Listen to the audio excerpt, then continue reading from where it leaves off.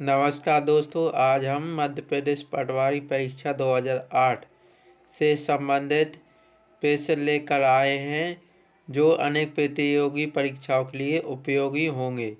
पहला प्रश्न है, लोकसभा के सदस्य की न्यूनतम आयु क्या होती है? तो लोकसभा के सदस्य की न्यूनतम आयु होती है 25 वर्ष। यदि कोई व्यक्ति 25 वर्ष का है तो वह लोकसभा का सदस्य बनने की योग्य है।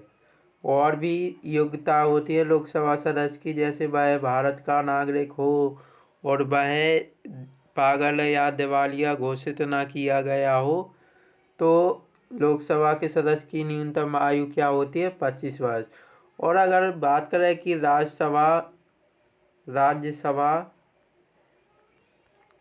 के सदस्य की न्यूनतम आयु क्या होती है, तो राज्यसभा के सदस्य की न्यूनतम आयु होती है 30 वर्ष। अब हम अगला प्रश्न देखते हैं, राज्यसभा का पदेन सभापति कौन होता है? तो राज्यसभा का पदेन सभापति होता है उपराष्ट्रपति।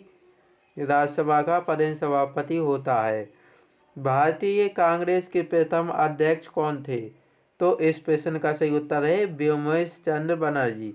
और बात करें भारतीय राष्ट्रीय कांग्रेस की, तो इसकी स्थापना हुई थी 1885 सन 1885 में भारतीय राष्ट्रीय कांग्रेस की स्थापना हुई थी। और इसके अध्यक्ष कौन थे? व्योमेश चंद्र बनर्जी। इनका नाम WC बनर्जी भी बोला जाता है कभी कभी। तो इसके अध्यक्ष कौन थे? व्योमेश चंद्र बनर्जी। अगला प्रश्न है, देखते हैं अगला प्रश्न।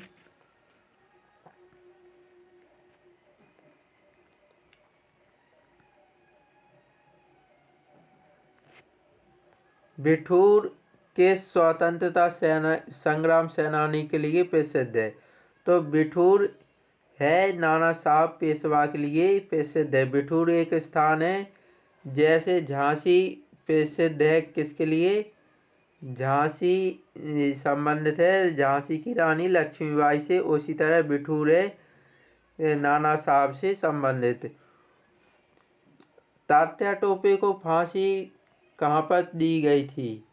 तात्या टोपे को कहाँ पर फांसी दी गई थी? तो तात्या टोपे को फांसी शिवपुरी के मध्य प्रदेश के शिवपुरी जिले में दी गई थी। जलियांवाला बाग हत्याकांड कब हुआ था? तो जलियांवाला हत्याकांड हुआ था 1919 में। बात करें जलियांवाला हत्याकांड की, तो यह हुआ था 13 अप्रैल 1919 में। 13 अप्रैल 1919 में यह अमृतसर में पड़ता है जलियांवाला बाग। और इसमें जनरल ओ डायर आया था। उसने अंधाधुंध गोलियां चलवा दी थी, जिसमें अनेक व्यक्ति मारे गए थे। और यह बहुत मतलब दर्दनाक वो नरसंहार था। अगला प्रश्न देखते हैं, फ्रंटियर गांधी के नाम से कौन प्रसिद्ध है? तो फ्रंटियर गांधी के नाम से प्रसिद्ध है खान अब्दुल गफ्फार खां। अब हम अगला प्रश्न देखते हैं,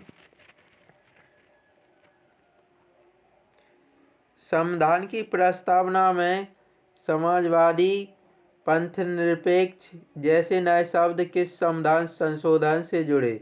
तो यह जुड़े 42वें संविधान संशोधन से। गांधी जी का दांडी सत्याग्रह किस कानून के विरुद्ध था?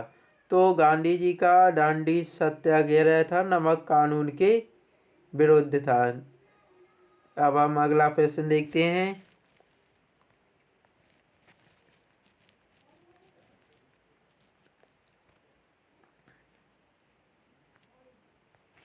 नागरिकों के लिए एक समान सिविल संहिता का प्रावधान संविधान के किस अनुच्छेद में है?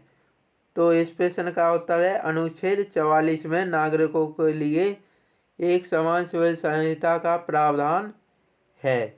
संविधान की किस अनुसूची में भारतीय भाषाओं का उल्लेख है? तो संविधान की 8वीं अनुसूची में सभी भारतीय भाषाओं का वर्णन है। 8वीं अनुसूची में, संविधान की 8वीं अनुसूची में भाषाओं का वर्णन है। अगला प्रश्न है, सागौन किस क्षेत्र में बहुआयात में उगता है? तो यह मध्य भारत में। मध्य भारत में सागौन का वृक्ष बहुतायत में उगता है, मतलब अधिक मात्रा में उगता है। अगला प्रश्न, लौह पुरुष किन्हें कहते हैं? तो लौह पुरुष कहते हैं सरदार वल्लभ भाई पटेल को।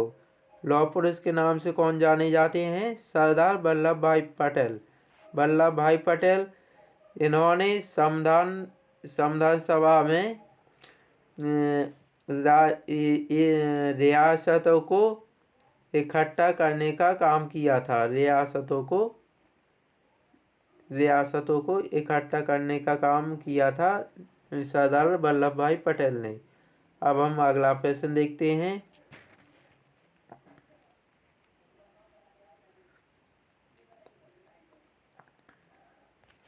भारत छोड़ो आंदोलन किस दिन प्रारंभ हुआ था? तो भारत छोड़ो आंदोलन हुआ था 9 अगस्त 1942 को। स्वराज हमारा जन्मसिद्ध अधिकार है, यह किसने कहा था? तो यह कहा था बाल गंगाधर तिलक ने। बाल गंगाधर तिलक का प्रसिद्ध नारा था, स्वराज हमारा जन्मसिद्ध अधिकार है और हम इसे लेकर रहेंगे। यह नारा था बाल गंगाधर तिलक का। महात्मा गांधी का जन्म किस वर्ष हुआ था? तो महात्मा गांधी का जन्म हुआ था 1869 ईस्वी में। सन 1869 में महात्मा गांधी का जन्म हुआ था। बात करें दिनांक की, तो दिनांक थी 2 अक्टूबर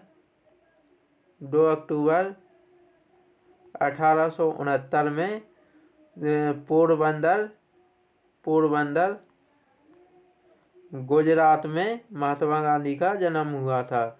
और महात्मा गांधी का पूरा नाम क्या था? मोहनदास करमचंद गांधी। अब हम अगला प्रश्न देखते हैं। भारत का राष्ट्रीय गीत किसने लिखा था? तो भारत का राष्ट्रीय गीत किसने लिखा था? तो भारत का राष्ट्रीय गीत लिखा था बंकिम चंद्र चट्टोपाध्याय। कहीं कहीं बंकिम चंद्र चटर्जी भी लिखा आता है, तो बंकिम चंद्र चटर्जी भी हो जाएगा। और भारत का राष्ट्रीय गीत को गाने में कितना समय लगता है? तो इसको गाने में लगता है 1 मिनट और 5 सेकंड। और भारत का राष्ट्रीय गीत क्या है? वंदे मातरम। वंदे मातरम क्या है?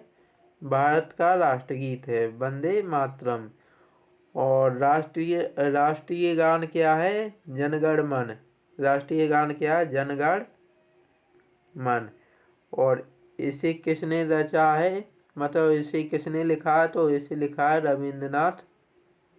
रविंद्रनाथ टैगोर ने। अब हम अगला प्रश्न देखते हैं।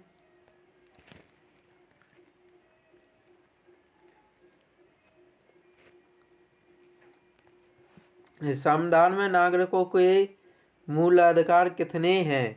तो संविधान में नागरिकों के मूल अधिकार हैं 6। बात करें मूल कर्तव्यों की, तो मूल कर्तव्य हैं वर्तमान में 11।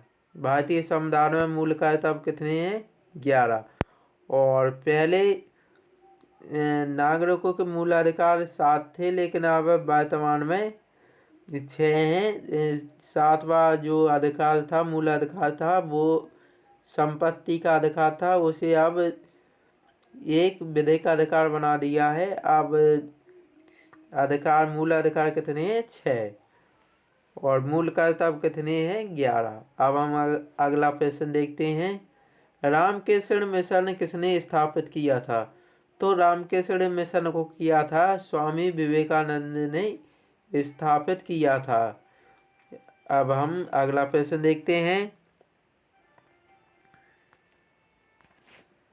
सुभाष चंद्र बोस द्वारा गठित सेना का क्या नाम था? तो सुभाष चंद्र बोस द्वारा गठित सेना का नाम था आज़ाद हिंद फौज। लेकिन अगर आज़ाद हिंद फौज की बात करें कि इसकी स्थापना किसने की थी, तो कैप्टन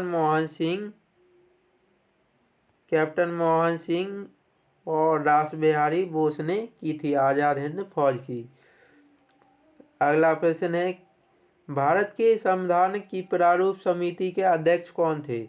तो भारत के संविधान की प्रारूप समिति के अध्यक्ष थे डॉक्टर भीमराव अंबेडकर।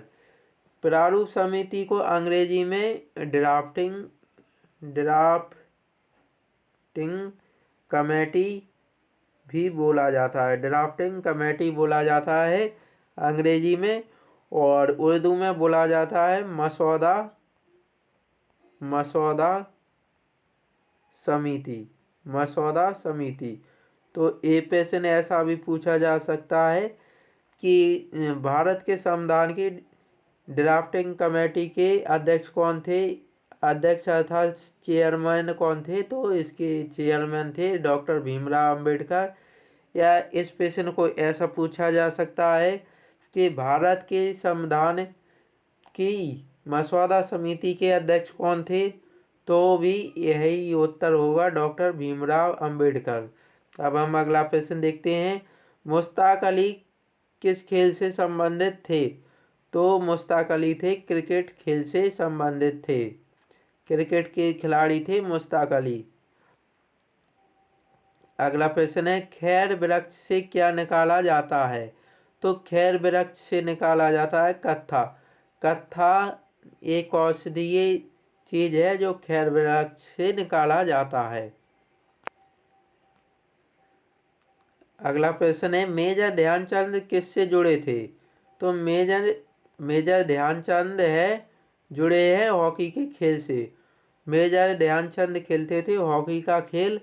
और बात करें मेजर ध्यानचंद की, तो मेजर ध्यानचंद का जन्म दिवस मनाया जाता है 29 अगस्त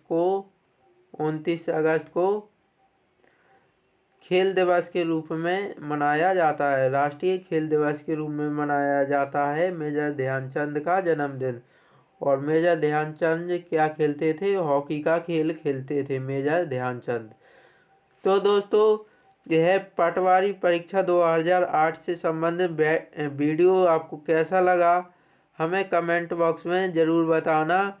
अगर आप इसी तरह के वीडियो पाना चाहते हैं तो हमें कमेंट बॉक्स में लिखना, और अपने दोस्तों के साथ शेयर भी करना। आगे अगले वर्षों में या कुछ समय बाद पटवारी की वैकेंसी निकलने वाली है, और अन्य परीक्षाओं में भी ये प्रश्न उपयोगी होंगे। तो जो दोस्त हमारा पहली बार वीडियो देख रहे हैं वो हमारे इस चैनल को सब्सक्राइब कर लें, साथ में घंटी वाले बटन को दबा दें, जिससे हम नया वीडियो यूट्यूब पर अपलोड करें तो उसकी सूचना आपको सबसे पहले मिल सके। वीडियो देखने के लिए बहुत बहुत धन्यवाद।